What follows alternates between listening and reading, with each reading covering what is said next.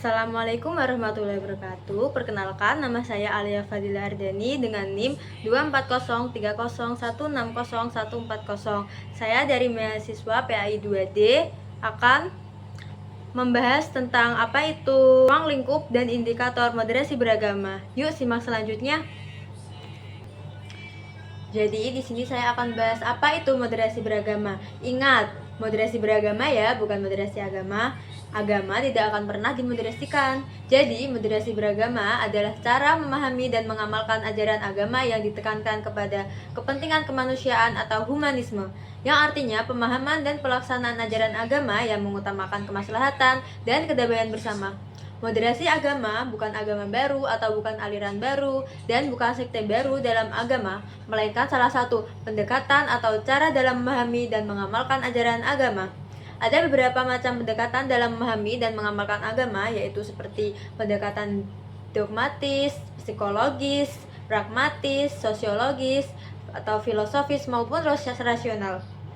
Baik, yang selanjutnya saya akan menjelaskan apa itu ruang lingkup moderasi beragama. Moderasi beragama adalah cara atau pendekatan dalam memahami dan menjalankan ajaran agama dengan mengutamakan aspek kemanusiaan atau kemaslahatan atau kedamaian masyarakat. Pemahaman terhadap ajaran agama yang melahirkan sikap dan perilaku yang santun, damai, tanpa adanya kekerasan. Yang dimoderasi bukan agama, tetapi cara memahami, cara berpikir, dan cara yang menjalankan ajaran agama. Yaitu contohnya ada cara memahami ayat Al-Quran yang dianggap atau seakan-akan dalam Islam memperbolehkan melakukan kekerasan seperti permusuhan atau pembunuhan. Cara memahami bagaimana cara bertoleransi antar agama dan cara bermusyawarah dalam kehidupan sosial dan berbangsa bernegara. Oke, selanjutnya ruang lingkup moderasi beragama terfokuskan bukan pada ajaran agama, tetapi kepada cara memahami dan mengamalkan ajaran agama yang lebih menekankan kepada aspek kemaslahatan atau kedamaian.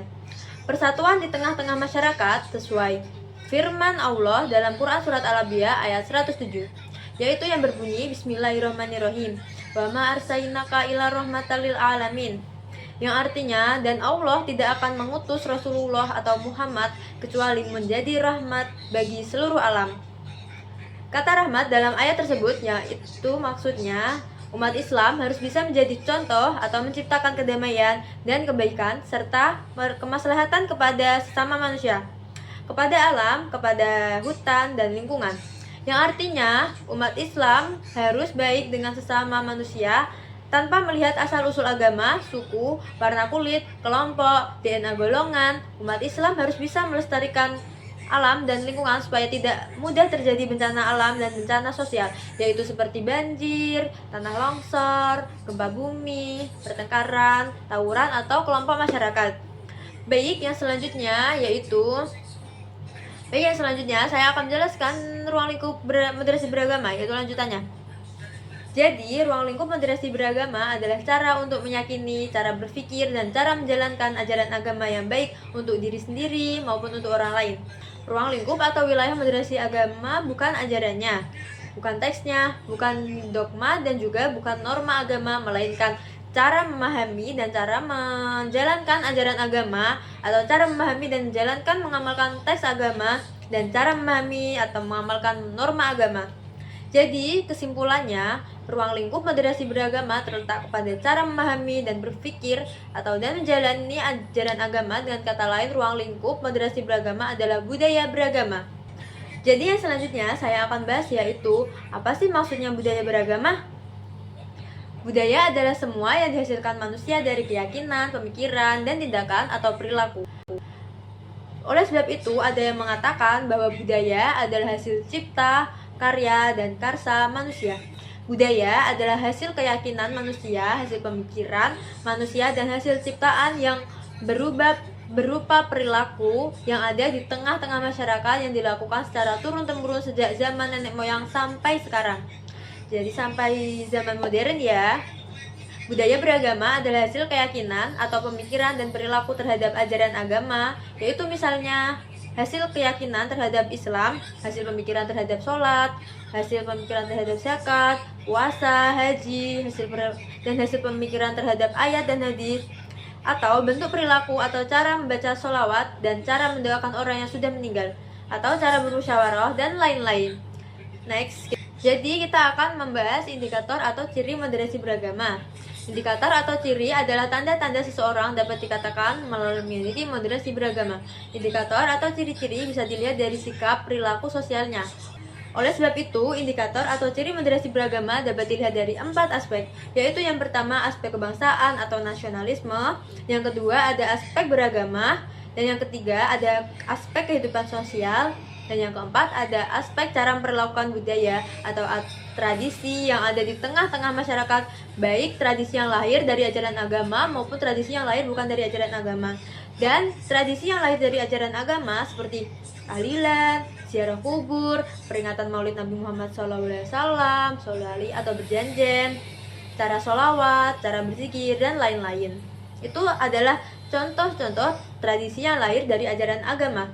Dan yang kedua ada tradisi yang lahir yang bukan dari ajaran agama, yaitu seperti sedekah bumi, sedekah laut, wayang, ketoprak, tradisi tertentu yang berkaitan dengan tahun baru dan lain-lain.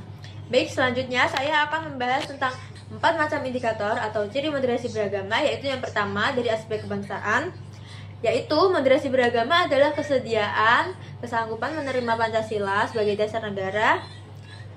Moderasi beragama dari aspek kebangsaan berarti memiliki jiwa yang nasionalisme yang tinggi, mempertahankan dengan sepenuh hati Pancasila sebagai dasar negara. Tidak lagi memiliki keyakinan dan keinginan untuk mendirikan sistem negara Islam atau mengganti Pancasila dengan Islam sebagai dasar negara.